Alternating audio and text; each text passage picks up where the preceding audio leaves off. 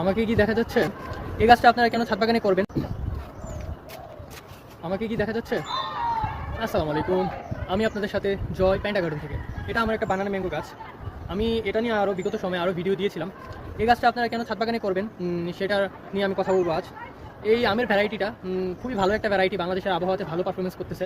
এটাতে প্রতি বছরই মুকুল আসে, ফল হয়, কোনো বছরই মিস হয় না। অন্যান্য জাতে যেমন মিস হয় যে এই বছর ফল আসলো, নেক্সট বছর আর ফল আসে না। এই ব্যানানা ম্যাঙ্গোতে এই সমস্যাটা আপনারা ফেস করবেন না। এটাতে আপনারা যথাযথ সময় খাবারটা দিবেন, এরকম সুন্দর মুকুল চলে আসবে। এই গাছটার বয়স কিন্তু খুবই কম, খুবই কম, মাত্র 1 বছর হবে।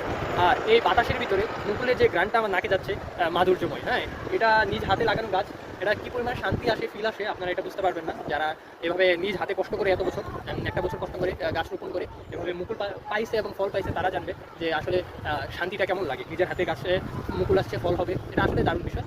আর বাগানের যেই মাধুর্যটা, সৌন্দর্যটা, এই বানানা ম্যাঙ্গোটা কয়েক হাজার গুণ বাড়াই দিছে। আসলে যদি ইন ফিউচার আমি টিকাইতে পারি ফল, ইনশাল্লাহ আপনাদের সামনে আমি ভিডিও নিয়ে আসবো সবসময়।